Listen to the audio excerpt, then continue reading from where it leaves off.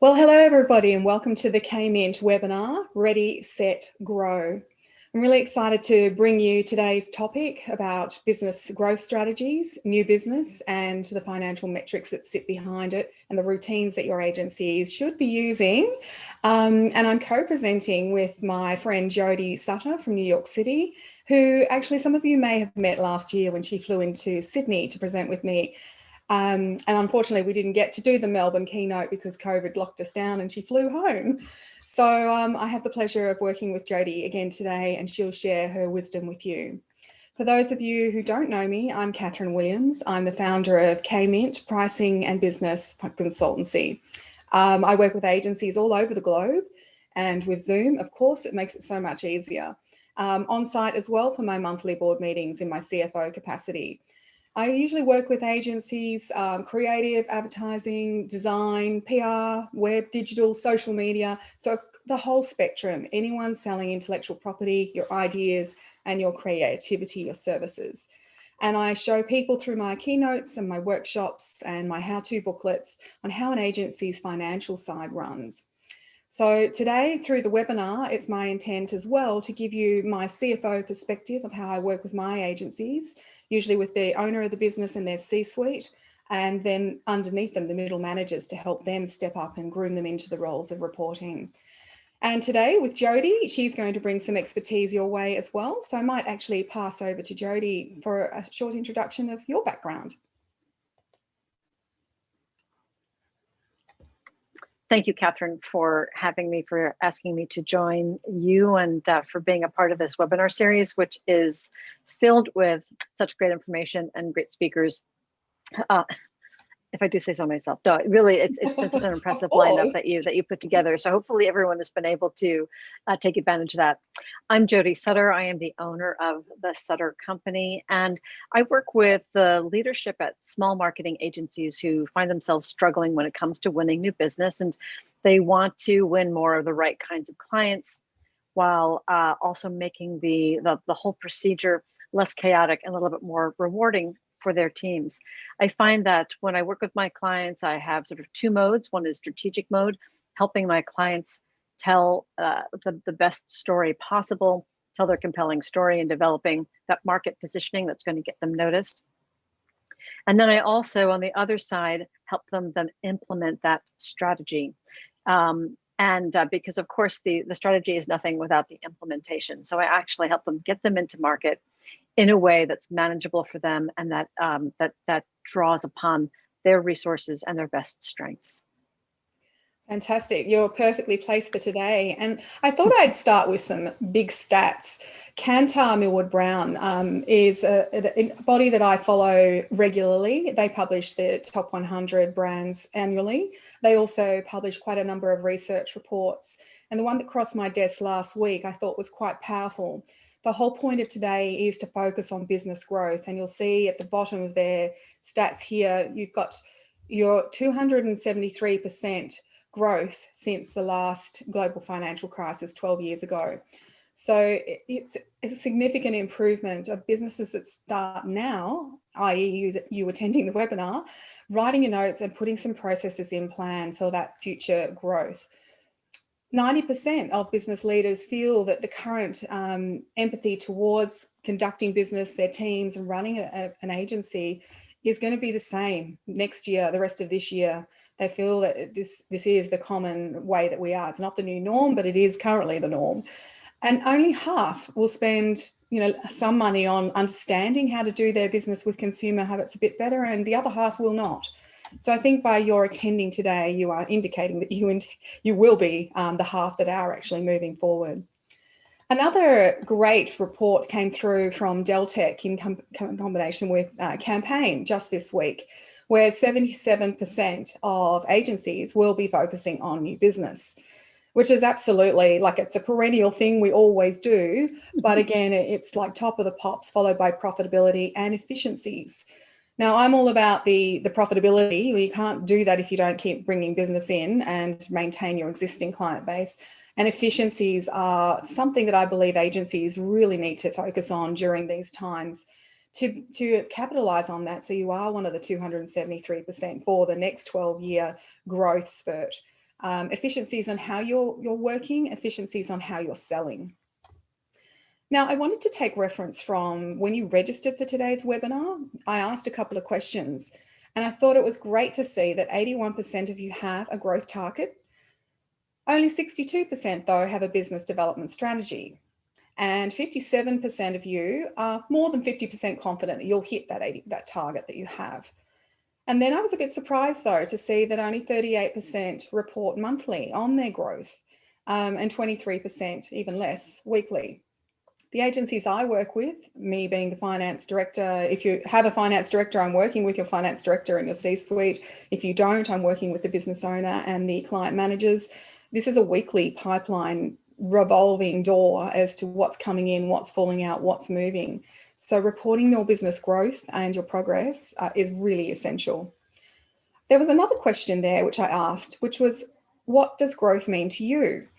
And this was great. I really appreciate everybody that took the time to think about it and drop in some answers. Of course, we think revenue. That's a classic, of course, and profit. But I like the extension. Some of you actually said, well, bigger clients or larger client values. And I think this is where some of the efficiencies are going to come in, and definitely when Jody talks to you about your offering and your positioning. Expansion was there several times as well, talking about more staff, better staff, more services, touch points. So how do we actually reach, how do we market to our prospects? And expansion of solutions, possibly similar to services, but maybe it's also your systems and solutions that you're using.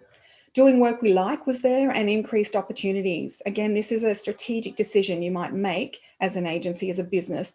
A lot of us are doing that, dare I say, pivoting during these uncertain times. But we do have opportunity now right here to try and do things differently. The KMint webinar series is an example of that, where I can't be on stage. So here I am on the desktop. Personal advancement, I loved seeing that as well. That's growth for your team and for yourselves as business leaders. So belong to networks and encourage your team to do professional development, attending such things like this webinar. Consistency, stability, and sustainability. That third last dot point surprised me, because I think it's always been assumed that we're an ongoing concern as a business. But it came up several times in the response to this question. And I think that is a reflection of the times we're in, of this uncertainty. So growth, stability, and consistency of that was really important to a few of you. With the systems and the processes that we're going to talk to you about today, this will alleviate your concern there, because you'll be able to see down the track and you'll have a pipeline of prospects and a process that will help continue to fill that. And that also played into longevity and exit strategy. One person actually wrote that, and I liked it because I do believe in the start at the beginning with the end in mind mantra. And you definitely should have your systems and processes set up, particularly in a service business. When you finish work, one day you decide that's it, had enough, retiring, then there's no more income, there's no more pay, there's no more fees coming in. What will you do? So that's actually a topic of a future webinar that's coming up shortly. So keep your eye on the newsletters. So let's move into today. We're going to start with a strategy. What's your strategic approach? I want you to use this hour to write down notes, any hints and suggestions that we give you that you think will work in your agency. Then we're going to look at some targets. What are you actually aiming for, and how would you report those? What's the industry looking at? And follow with the implementation plan. Get it done. And again, this is where Jody and I, as our consultancy experience, can help you. Jody's 12-week agile sprints and my own CFO consultancy. And at the end, we will have some Q&A. So you can drop your questions in as we go. At the bottom of your screen, you'll have the Q&A button. So you type them as you go, and we'll see them at the end and reply to them as best we can. So let's start off with strategy and the commitment that you're making, the mindset and the culture you want to build internally. And I'll pass over to Jody to give us a little background on herself and her strategic approach to business growth. Yeah, so I think that the commitment, I also agree, is very important. And there are a few things that sometimes get in the way. I think one of the biggest things can be this sense of fear and uncertainty about what's going to work, about getting yourself out there, exposing yourself, making yourself vulnerable. But also then, like I said, what's going to work? Is my investment going to pay off? New business tends to be a relatively it is an activity without results, although there is a way to increase your chances. And one of those ways is by having a really firm strategy. So a little bit of background about how I got started and how I got to doing what I do now. When I first opened the Sutter company, I had a slightly different business model, and that business model was to do outbound prospecting for my clients.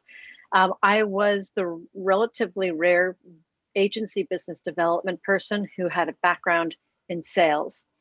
So I thought, as I left the full-time agency world and wanted to go out on my own, I thought I'd take on that job that no one else wanted to do, that outbound outreach, outbound prospecting, emailing, cold calling, another sort of outreach that requires you to get yourself out there and make yourself a little vulnerable. So I was correct that it was not difficult to find clients. It was busy. It was exactly, no one wanted to do this. And so they all wanted to give me the work. But what I found is that I wasn't always successful. So my business was busy, but I wasn't always successful. And I realized that when I was successful for the clients who were able to articulate the answers to 3 questions. What are you selling? Who are you selling it to? And how are you selling it? So what I decided is that that would be exactly what I would ask my prospective clients when I first met them. As they were interviewing me, I would be interviewing them, and I would ask them these 3 simple but significant questions. And if the answers were either vague or unsatisfying, I knew that I wasn't going to be able to make a difference for them. When they were specific and compelling, and they had a toolkit of things that I could use to help promote them, then I knew that I would have a much likelier chance of success, and I would take them on as clients. But then I had another shift, and I realized that that I could be in a position to help these agencies answer those questions. For the agencies who couldn't answer them well, why didn't I try to help them do that? And in fact, then I did do that more and more, and I found myself transitioning to focusing just on this. And I actually stopped doing the outbound prospecting. A lot of my colleagues, there are a handful of companies, certainly here in the US. I know less about the Australian or Asia Pacific market, but there are a handful of companies here that do it better than I was doing it. They have the infrastructure. And I found I really liked helping my clients figure out what they're selling, who they're selling it to, and how they're selling it. So another way you could look at this is what I call a new business narrative hierarchy. So this has a lot to do with how you're positioned in the marketplace, but it gives you sort of a framework for looking at this. I know positioning is a big thing, and there's sort of the endless debate about whether it helps to be a generalist and be able to attract a lot of different clients, or if it's more important to be specific about what you do and attract only the best clients. For me, I'm more in the camp of the latter. But here's my new business narrative hierarchy. So at the very top, at the top pointy end of the triangle is your identifier. So this is sort of, to borrow a couple of metaphors, this is sort of like the iceberg that there's the point that's sticking out. We are and it's very important to be specific about what that is. We are a digital design shop. We are a branding agency. We are an advertising agency. I find sometimes agencies get off on the wrong foot altogether right at the start when they start using vague terms like, we are a brand experience firm, or we are brand storytellers. It confuses your clients. They need to know quickly. They need to slot you into a role that they're familiar with quickly. So it may feel unsatisfying to you, but it's satisfying to your audience. But then once you can do that, you then have the permission to, using another metaphor, using this triangle as a wedge to open up the door. You can move quickly into your proposition. We are a digital agency, and we work with, these are the types of clients we work with who need to achieve these types of results or who struggle with these kinds of problems. Now together, the identifier and your proposition, this is your promise of expertise. This is the core of your elevator pitch, and it answers the questions, what are you selling and who are you selling to? So you've just made a promise of expertise, and now you want to demonstrate that expertise. And your clients, your prospects are looking for you to do that by delivering information around what makes you different from the other competitors, from other agencies that they're currently working with. You can also demonstrate your expertise through the methods through which you deliver your work. And so that might be your team, how you hire them, how you manage them, how you motivate them, your process. what it is and where you maybe put certain emphasis at different points of the process based on your expertise and what you believe is going to make a difference for your clients. The training that you give your team, the environment that you create for your team in order to foster creativity, and your values. And then finally, we're moving down to the bottom, the support of that's supporting this pyramid, and that is your supporting narrative. And that's everything else that you say and you do. And this continues to answer the question, how are you selling it? Narrative is so important, and it's something that agencies can lose sight of. So you've got your promise of expertise and your demonstration of expertise, but you want to support it with things, with words, with stories, with imagery that that doesn't contradict your promise and your demonstration. Occasionally, I will see that agencies will lose sight that their website is actually saying something different from their proposals, or that their elevator pitch is a little bit different from a promotional tool that they're using. So you really want to look at how all your pieces work together to tell a cohesive and compelling narrative. The other thing that's really important, besides having this new business hierarchy, and I think one of the things that's so key about this is that once you can build this hierarchy, you essentially have all the tools that you need to develop a new business program that's right for you. But the other important thing as you're doing this, as you're building these messages and creating the system, is a focus on the client. Now, of course, your business is designed around delivering for your clients and focusing on your clients. But again, this is something I see that when it comes to business development, that agencies often lose sight of, and things become all about the agency. So when agencies pitch themselves, sometimes it's all about them, and they want to rush to present a credentials deck, and that credentials deck is filled with the usual stuff, the client list, the awards, the team, the services, but it's about them without the focus on the client. This type of pitch tends to be overwhelming. It makes the client feel a little bit like they're drinking from a fire hose when maybe they weren't even thirsty to begin with. So when you're preparing your pitch, as you're building that narrative hierarchy, you want to ask yourself, why should they care? What makes meeting with you a better investment than meeting with a competitor?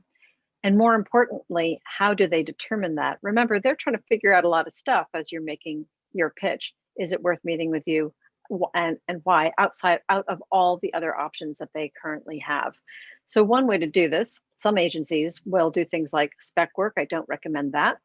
But if you're not going to talk about yourself and you're not going to do spec work, there is a middle way that's much more effective, and that is to frame your capabilities within the context of what you know or can intelligently assume based on your experience about them and their business category. You know, I was actually just talking to a client of mine earlier today. They're a digital agency, they do website design, and they work a lot with higher ed. And they've just gotten an opportunity to have an initial meeting with a client. This client doesn't know really anything about them. And we were talking about the strategy, and what I was urging them to do is to, as they started to gain intelligence about this client, was to, rather than come up with original thinking, which takes a lot of time and is also risky if you don't know the client well, was to really think about, based on what they knew about this client's needs, how do they relate it to case studies and capabilities and the things that they know that about their own clients that may be struggling with the similar issues that this prospect is struggling with.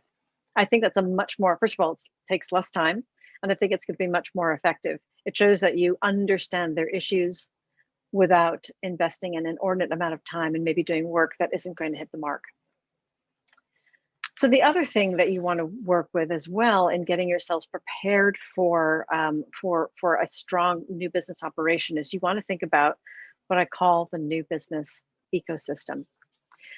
The new business ecosystem is similar to a natural ecosystem in that you want to select the right elements for the environment.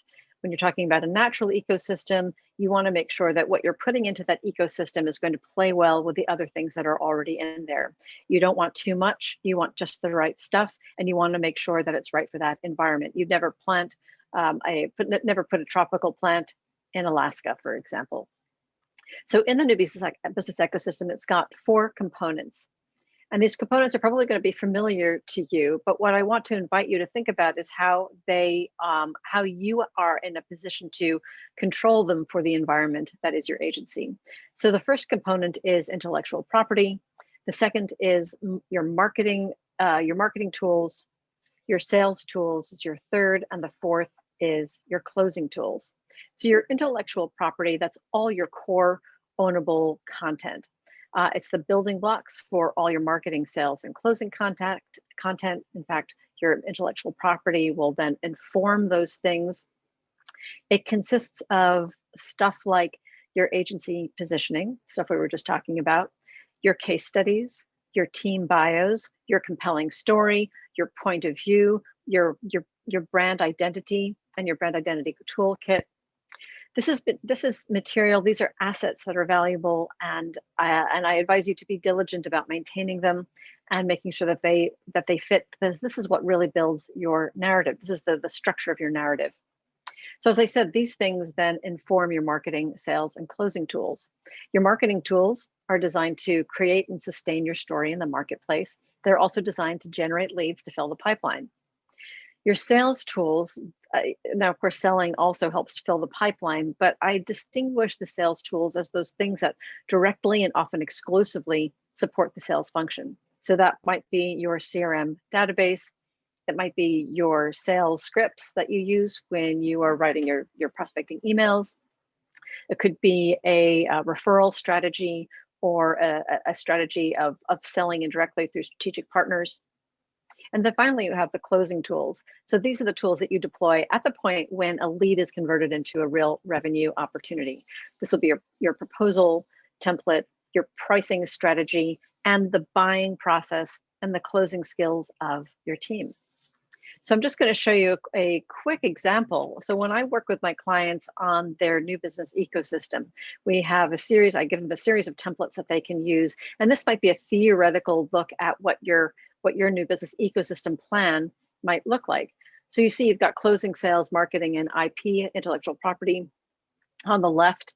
And then you want to start thinking about, you want to start plotting out. This is very simple. It doesn't take weeks or months to build this plan. You want to start plotting out, what do you have currently that's in good condition or good enough condition to get your new business operation rolling or keep it rolling.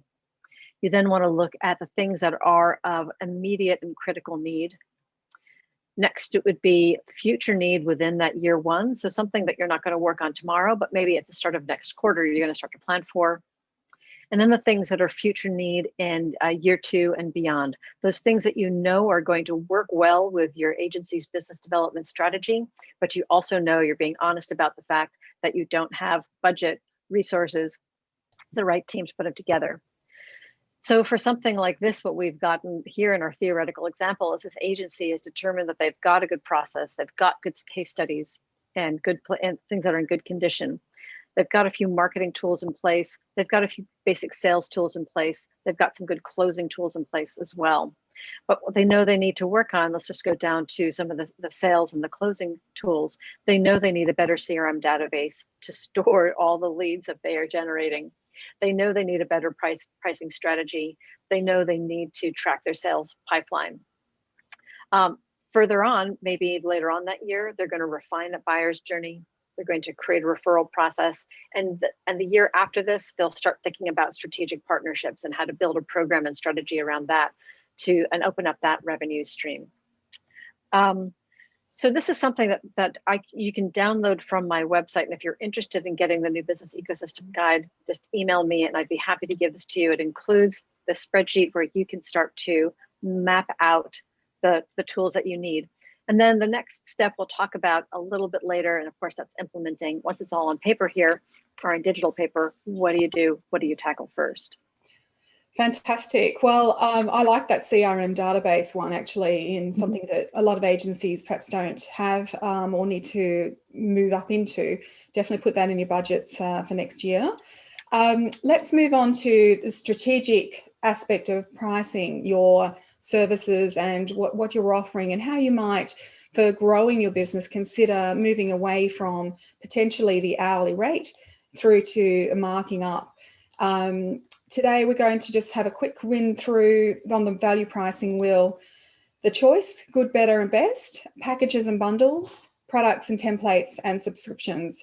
So some of you who attended last year's Mumbrella 360 may have seen the first one, one of my multi-pricing, multi-versioning slides. So this is based on the blue lollipop, which is the most basic here, is your good solution, response to brief, and you simply provide the client with what they require.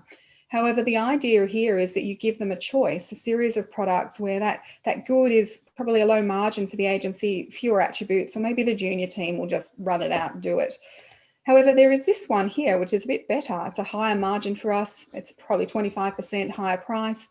But then, well, I want this one. It's the biggest, it's the best. It's definitely going to be a bit more expensive, the better one. You know, there's really nothing new about offering somebody a choice. I mean, we see it every time we go to the store, you know, which one are we going to buy? And we'll all have a propensity to probably gravitate to one or the other. But the research shows that most will go to the middle ground. So you'll almost be upselling, and you take it away from the buy or don't buy with response to brief of just one solution. But bundles and packagings would be very similar. So this is where you actually ask your client to consider buying things now that they may need later on. Now, if you just respond with just one estimate, then they're left with that binary, do I buy or not buy? But if you give them a choice of two, then now it's, well, which one? Which one will I buy? And a third option would ask the question, oh, well, which one is the best value? Because bundle 3 has a number of other things in it. Think phone bills and web plans, something similar like that. This will allow you to grow your revenue by encouraging your clients to upsell them basically to something now and then put it on renewal. So this is another idea where you might actually then, once you've upsold them to one of those bundles, is ask them if they'd like to go on a subscription for 12 months, 24 months, or 36 months.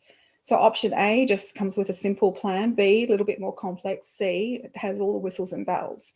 So again, you know, this is not really new science, but it will grow your revenue, particularly in agencies that are doing social media marketing or web, where there are ongoing SEOs or there are bugs and patch fixes, or you're creating content, video content. Perhaps there are annual events that your clients have. If you could consider putting a package together, you'll grow your revenue by locking it in and securing that with your clients. So definitely from a financial perspective, growth could come from what you're already doing, but looking at it strategically and considering some other value pricing models.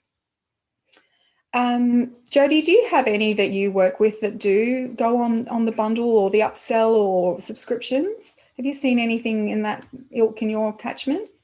You know, I wish I saw more of it. And unfortunately, I think even though we've been talking about different pricing and packaging options and value pricing, I still see most agencies, unfortunately, that I work with are still working on a sort of time and materials, time and talent type of model. Although a lot of times I do get, this is a little bit different because I think I really love this idea of the subscription also versus retainer. I have become less a fan of the whole idea of a retainer, because I think the upside is that you have your projectable, plannable revenue. The downside is when that retainer goes away, you know, like it can be a huge, a big hole, making you feel really vulnerable. So this idea of a subscription also is tied less to, like, the retainer value is like, well, you better buy our time in advance. Again, it's the time. You better buy our time in advance, just so we can be assured to be here for you. Whereas this subscription model, again, it's a little bit more focused on the client, right? It's saying, we know, Ms. Client, that you're likely to have these needs, and the subscription model will ensure that those needs will be met. Yeah, that's great. And look at, again, think how we buy subscriptions to MailChimp or WordPress or any of the other options where you might need to upgrade or downgrade. So giving flexibility there and having a system behind will help you grow as well. It could be considered almost just a different word to retainer, because both of them would have a 1 month clause at the end to give notice, although retainers, depending on their term, might be a little longer. Right, well, let's move into our second prong today, which is targets. So growth strategy, what would the targets be? I'm going to start with the classic SMART goal setting format, which really focuses on your KPIs and getting really specific, the measurable targets, the realistic milestones and timely reporting routines for all the things that you might consider to be growth. So what I did was I put it into a table, and I've actually used some of the clues that you all gave me when you registered for today's webinar. That 85% of clients might be renewing is for the longevity and sustainability specific target. Yeah, that would be great. And is it attainable? Well, yeah, it is actually, because last year we had realistically about 80% of clients renewed. So I feel that increasing to 85 would be right if I focused a little bit more on it. And behind this, there'd be some more tactics on who and how we would do that. Which clients are we focusing on to ensure they do renew?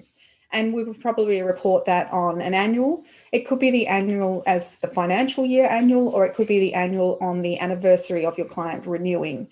So a couple of times during the year or just once during the year. Longevity was there also. So perhaps, we have that want to maybe be on subscription or retainer, and then we'd like 50% on retainer. And last year we had 40. So that would be, again, it's going to try and increase by 10%, grow the business so that we have consistency and longevity. There was one response to the questionnaire which said, I'd love to have a client that's 15% of my mix, my total client income.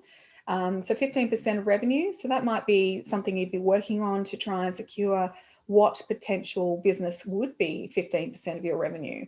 So again, we work very closely from a financial and marketing perspective to try and identify the right ones that would fit that and report quarterly. 20% growth, 20% attrition as well. So what falls out the back door? Jody's going to talk to you a little bit more about that very important figure as well. I don't often see it on any of the dashboards when I start working with an agency. It's a really important one, and you'll hear a little bit more shortly. Profit, of course. So what are you following? Industry norms. What's your bumper year? What are you anticipating? What do you think your specific target will be? Touch points as well, and service offerings. So maybe you'd start to look at new categories, or you might look at some of these new bundling options, and that could be year one, and year two you might be extending again to something else on the value pricing wheel. So let's take a look at, if you did want to grow your revenue, how you might set that figure. Yeah, so I don't know if all of you recognize Darren from Bewitched, like an ad exec from the good old days of the 60s. So here's a couple of some model that I like to use to figure out how much an agency needs to pitch and what a smart revenue target, new business target might be. So let's take a theoretical example. Let's take an example of an agency that's $2 million in revenue, and their goal is to grow revenue by 20%. So so far the math is pretty easy. That means that new revenue, they're going to try to get $400,000 in new business revenue for the year that's coming up. Now, Kathryn had mentioned client attrition. What I always ask my clients to do is to look at the clients at risk. And unfortunately, in our business, there's probably always going to be some kind of client situation where either a client is at risk, or maybe there's a client that you really would do better off if you fired them, right? As you grow, as you evolve, as you get more successful, there's always an opportunity to look back to see which clients aren't serving you anymore. So in this theoretical example, we're going to assume that there's going to be potential client attrition. There's potentially 20% of existing revenue that's at risk, clients that are going to leave or that you'll ask to leave.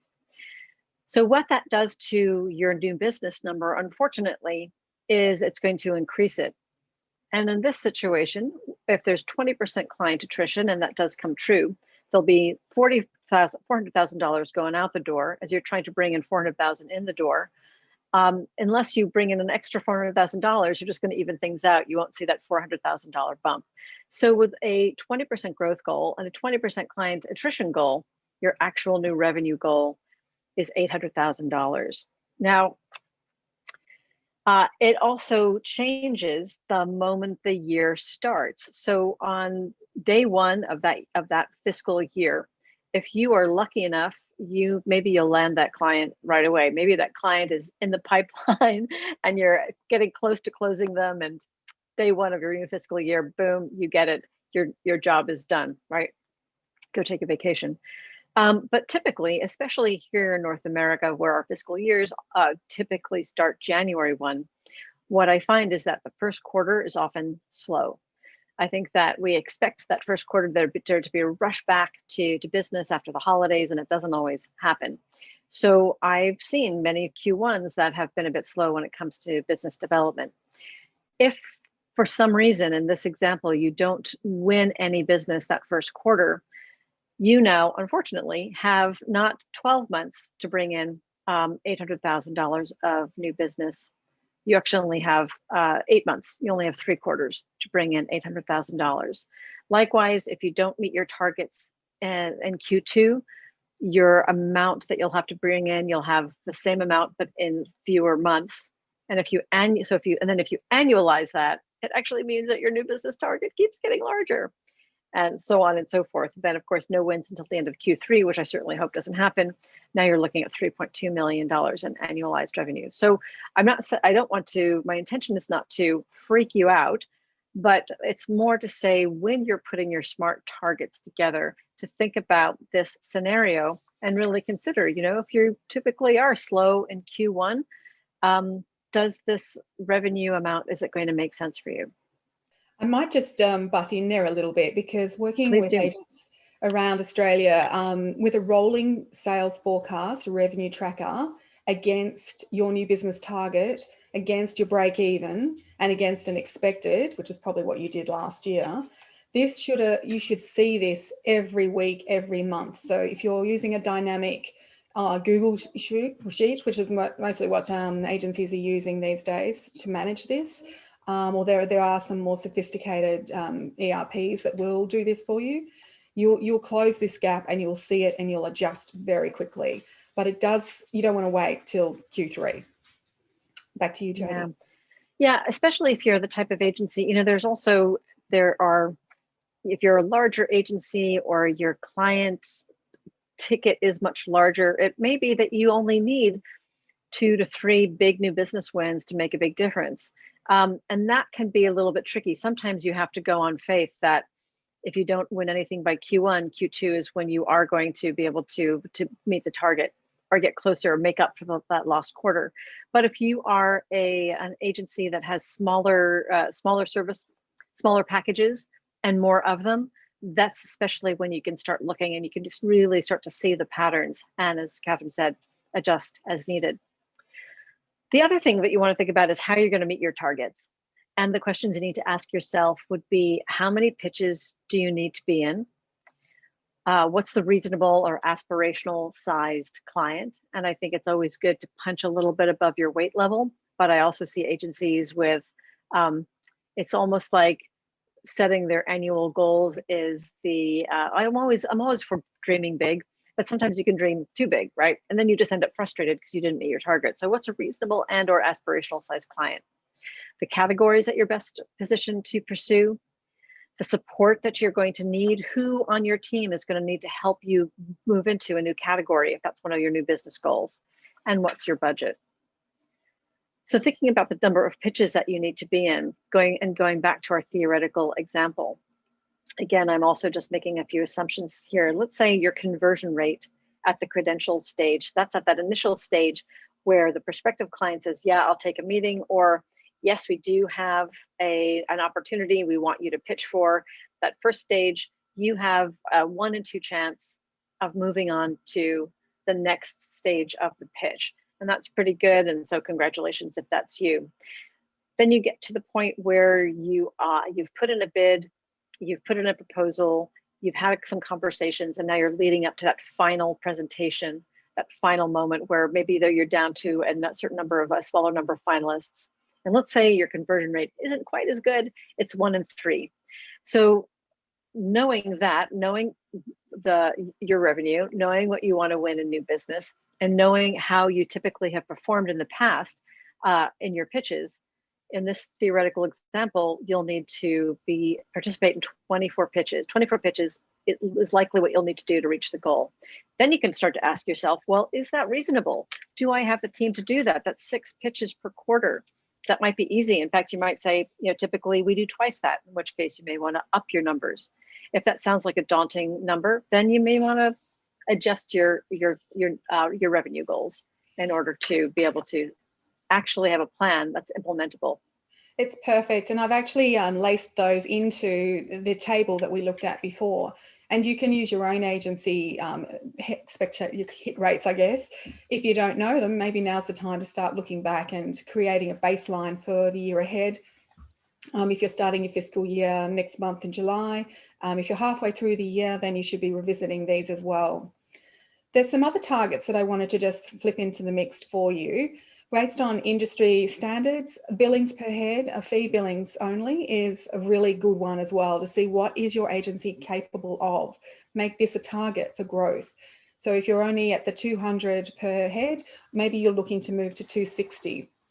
320 is ideal. 450, you've got something pretty special, a very unique service offering and proposition that people will come to you for, and money is almost not an object. And this is all about branding and intellectual property. So no matter what your fee billings are, be worth considering calculating those. And then this will also help when you're engaging staff. Another classic metric for the industry is the 3 times rule, 3 times wages. Once to cover wages, once to cover overheads, once to cover profit. Most agencies I work with are probably in the 2.6, 2.7. So if you're 2.6 times, maybe you'd like to see that increase and grow to 2.7. So again, have a look at what your multiples are and set that on your target board. Here's a variety of other targets that you might be tracking. So your client mix that we spoke about before, and one attending today wants one client to be 15%. The graph, the pie chart on the left, it looks like we've got about 70, 60, 70%, one client. This could be considered quite risky if you were to find that client a bit wobbly. So, if you built in another larger client, then that piece might shrink. The agreement type, that would be your annuities, your projects, your licenses. Passive income might not be there, but you'd like some. Retainers, subscriptions. What's the mix of how your clients are signing up? Sectors, another one. So for diversity and protection against COVID, if you were in the food and bev or the entertainment arena, we suffered a lot. So there are a lot of businesses that are looking to diversify. So maybe have a look at the mix. What are the sectors that are doing really well? And be one of those 273% growths in the next 12 years by being innovative here. Similarly with the service type. So what are you offering? So refining what it is that you do really well and how you think you can grow. Kind of a next level one would be looking at the market and again, picking up on what's happened globally for us all. There are different categories. So let's say category 1's FMCG, category 2, food and bev, etc. And maybe the pink is the Australia market and then the blue might be the global market. So where are you? Do you know? You need a bit of research to find out if there is more scope, more opportunity within those markets. Some of the industry benchmarks like PRIA, the RCG benchmark, actually do a very nice survey here. And you can also get the stats yourself through consultancies. So certainly something that I offer, and you can also get it through the government bureaus. Actually, I'll just go back to that. I was reading the Harvard Business Review, and I wanted to give you an example of a completely, if you're up for it, create a new category. Now, Tesla did exactly that. It kind of made me laugh when I was reading the HBR about Tesla, the luxury car that you'll know, releasing their camp mode. So what they've done is create a completely new category between cars and camping. And it's kind of a mix of the glamping, I suppose. But they've actually allowed their cars to be used as, they now maintain airflow temperature, and they've got interior lighting as well as play music, and the power enables you to power up your bits and bobs. And I thought I would play you the little marketing tool that they have. It's quite funny. And it also be interested for you to hear how many people actually would want this. So let me just play this for you. It's only a short video. 원래 주말에는 맨날 누워있고 영화나 보고 테슬라 구입하고 나서 사람 성격도 많이 바뀐 것 같고 이제 테슬라 구입하고 나서 생긴 취미가 아웃도어 활동이 되게 많아졌어요. 그래서 갑자기 어디 좀 가볼까 싶으면 그냥 차 끌고 어디 좀 가서 우리나라에서 차로 가장 예쁜 데를 갈 수 있는 데가 어딜까? 우리 친하게 지내는 유저들한테 한번 얘기 좀 따로 하고 싶다. 이런 사람이 5명이 모였어요. 그래서 거기서 뭐 저녁도 먹고 얘기도 나누고 각자 차에서 자고 차박이라고 하는 저녁 내내 히터나 에어컨을 틀고 자도 아무런 문제가 없더라고요. 근데 테슬라는 그런 차박 여행이 아주 적합한 것 같더라고요.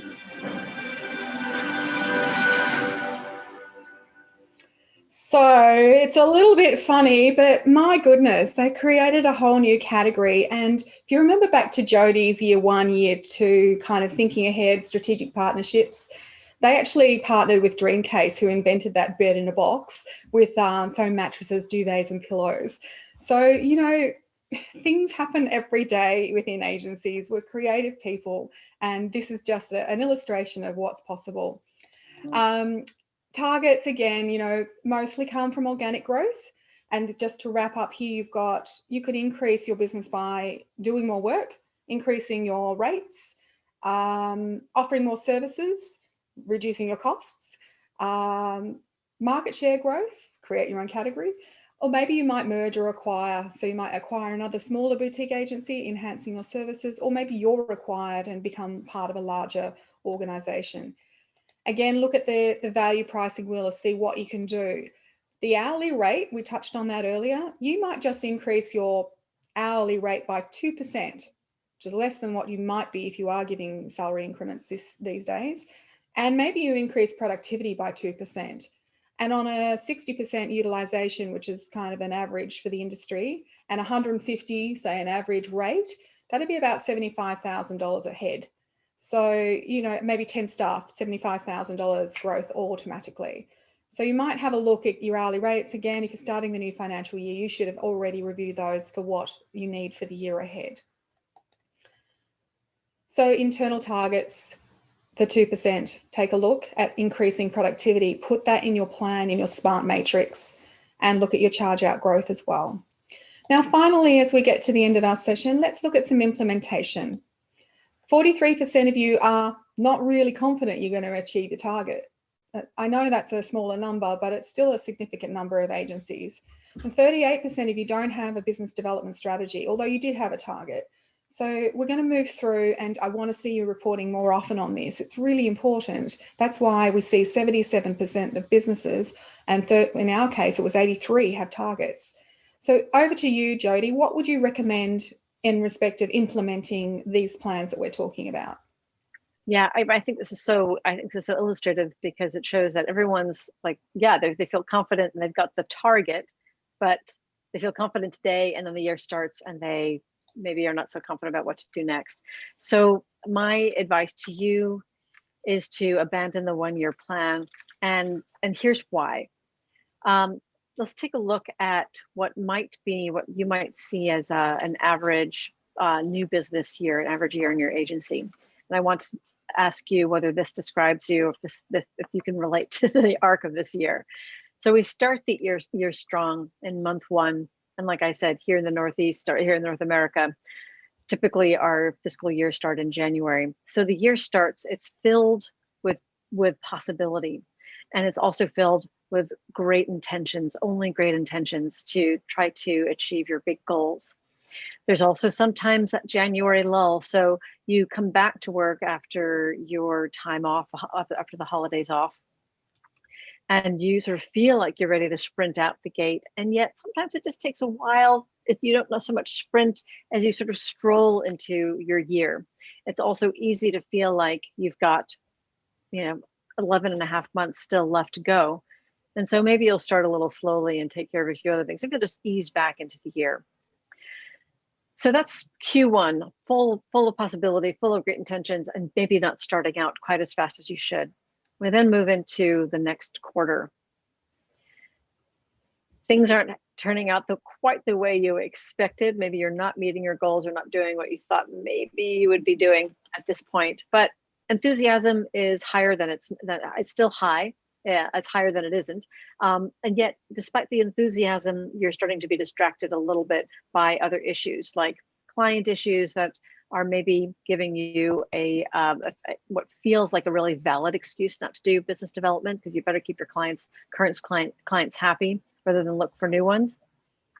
I don't argue with that, and yet it is a distraction from your business development plan typically. And then maybe still a little bit of hubris that says, you know what, it's only the beginning of Q2. I still have time. I still got this. And then we move into the midpoint of the year and you start to realize, wow, you know what? I am way, way, way behind in my plans. And you start to feel a little note of panic. You start to enter into the valley of despair. That feeling of, you know what, I've been here before. This always seems to happen by Q3. I realize that all my big plans are not being fulfilled. I'm not fulfilling them. This is never going to happen. I've got these huge goals. What the hell am I going to do? And your worst fears are confirmed. Those fears that I alluded to at the beginning of this talk, about the fear about, if I invest all this time and money, is it really going to pay off? Am I really going to find the clients that I want to work with?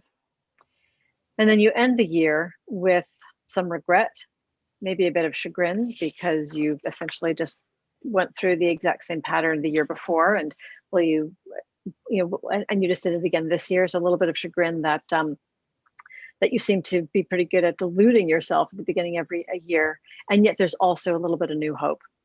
The year is coming to a close, but a new one is just beginning, a new opportunity to wipe the slate clean and start all over again. So I get a lot of, when I do this talk in front of live audiences where I can see their faces, I get a lot of nodding heads and maybe some chuckles, because this sounds so much like them. And you know what? I wrote this because I have been through that process as well. So I want to suggest that you abandon the one-year plan and instead embrace the 12-week sprint. So 12 weeks or 90 days or 1 quarter, however you want to describe it, it's got a lot of appeal for me, because it gives you two things. One, it's a long enough period for you to be able to get things done, and yet it's short enough to create a sense of urgency. So I found this quote from Seth Godin that I just thought was really terrific. This is, I think, from his latest book, The Practice, that I bought probably in December. And I just thought I had to add it to this talk, because this is so exactly what I'm talking about. This quote, he says, real goals aren't outcomes, they're actionable, measurable behaviors that lead to outcomes. And I think sometimes what happens, one of the reasons why that annual plan can be so tenuous and difficult, is that you're given yourself this big abstract number, and yet you haven't set up the habits or the activities that need to happen in order to meet those numbers. So let's get you doing that in these 12-week sprints. Here's how, when I work with my clients on the 12-week sprints, here's how we set it up. I ask them to answer a series of questions. Number one, what's the goal? So we've got a lot of theoretical examples in this presentation, but let's say your theoretical goal is to increase your win rate by 10%. And notice now in this 12-week sprint, I think there's also, with 12 weeks, gives you some permission to look at other goals besides revenue goals. So this is going to affect how you win new business, and it's going to improve your revenue goal. But it's not about generating more revenue. It's about, well, it is, I guess, but it's really about looking at how do we increase our win rate. It's a little more specific, a little more tangible. The second question I ask my clients to answer is, why is it important? To articulate the importance. And in this case, maybe it's going to keep that agency on the path toward that 50% increase in revenue, that big, hairy, audacious goal over the course of 3 years. It's a stepping stone towards a bigger goal. I also get them to think about what they're going to struggle with, because if you can name that, then it's easier to address it. And the issue for this agency is they're going to struggle with the temptation of pitching everything that comes their way. In order to increase their win rate, they're going to have to be a little bit more selective about what they pitch. So how are you as an agency leader going to overcome those struggles? Well, if you as the CEO or owner founder are the one who's most guilty of pitching everything, then maybe you need to assign a pitch review council, a group of trusted peers or team members that are going to keep you in check. Then what are the actions that you're going to take? And you may want to start out, in this case, with an analysis of wins and losses. You might want to explore a new pricing strategy, just like we've been talking about today. You may also want to improve your presentation skills or your closing skills to increase that win rate. Then the other thing we want to do is leading and lagging indicators. This is also important. Leading indicators are the things that are showing you that you are on the road to success, even if you are not seeing that lagging indicator, even if you're not seeing the goal yet. So if you know that you're doing the activities, you're going to see success. So that's how you plan your 12-week sprint. And then you want to manage it on a weekly basis. So here's a format for a weekly activity plan. And again, I'd be happy to give you a copy of this. And as you fill this in on a weekly basis, you're going to want to look at those activities that you've committed yourself to doing on a weekly basis. This brings it down to a very tactical, tangible level. And then you want to score yourself. This also gives sort of the truth telling, the moment of honesty at the end of the week. You're probably never going to do everything. So if you do 4 to 5, you've got an 80% success rate, and you want to see that 80% pretty steady over the course of the 12 weeks. What I find is that when you have this kind of plan, you're much more likely to attain those tangible projects that are going to lead you to that bigger goal. So abandon your 1-year plan and embrace your 12-week sprints. That's gold. It really is. And I think, again, you all know the SMART, the KPIs, and incorporating SWOT. So being able to use these tools that already exist, but putting them into a format and a routine with the agile sprints, the ROI will be there for you. You might have some dashboards. I really advocate these. Behind them are all your systems, no matter if you're using a Workflow Max or a Quotient or a Pro Workflow, whatever system you're using for your CRM, Salesforce, you can get these dashboards very beautifully filled out. And it's visual, so it makes the team feel like they can really tangibly see the results that they're creating together. You must put it on your reporting routine. Growth, everybody accountable for it. What are they doing, each of them? So finally, I guess the takeouts for today are, you do have a plan. I know you do, because you've answered that question on the way in. 83% of you say that you do have a strategy here. So the targets as well, you had the targets.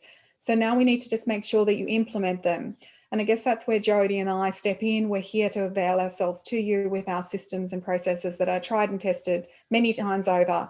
So let's turn across now, unless Jody, you have anything else that you'd like to just bullet in there, and then we can pass to the audience for some Q&A time. No, if we've got some time for Q&A, that would be great. Great. Well, look, let's ask the audience if there are any questions. I can see there's one already there, which is, how do you actually work with Australian people if you're in New York? Jody, that's you, obviously. Yeah. So I actually currently do have an Australian client, and I'm working with him as a new business coach with him and his team. So we manage, first of all, there's the time difference, which is in some ways the biggest issue. But he's kind enough, especially during this time when the time difference is long enough. It's where the peak of difference between New York, and he's also like Kathryn is in Melbourne. So I extend my days in order to talk to him, and he starts his day about an hour earlier in order to talk to me every other week. And we do I do both live coaching as well as remote coaching. So when he's sleeping, I'm helping him out with his issues, answering questions, and giving him feedback on material so that he can move forward the next day. So we figured it out, and so far it's working pretty well. Fantastic. Look, I also work the same. I have clients over in Europe and America, and I am happy to work those hours. And it usually works out well for them in the early morning in Europe. And that's great. It's a great start to the day. We had another couple of questions. There's 3 now that are asking about the tools that we've referred to. So yes, we can provide those to you. Jody's got some downloadables. So if you just email Jody, you can find her on the promo materials for this webinar. Same with myself. Most of my clients are using the Google Sheet KMint programs, which all interlink. So you'll have your budget for the year, which will definitely have your revenue tracker in there, and your KPIs as well. So those 3 keys and the end of month reporting program, they all link through Google Sheets, and they all draw information from your own Xero or your ERP, whichever program you're using with your data. So they're all available to you. If you should have any other questions, we would love to help you. This is our jam. This is what we do, and it is exciting for us. So, you know, if we can guide you and your team through the year ahead, Australians are starting their fiscal year. That's an absolute pleasure. And if you want some agile 12-week sprints, if you're halfway through the year, get Jody on the line and make it happen so that you can see yourself growing in the right direction. So without any further ado, I'll just say thanks everyone for attending, appreciate it. And thank you very much, Jody, also for helping with today's topic. Your wisdom is very valued. Oh, thank you. Thank you for having me, inviting me to participate. It was really fun. All right, then we'll say goodbye to everyone. Thanks a lot. Bye.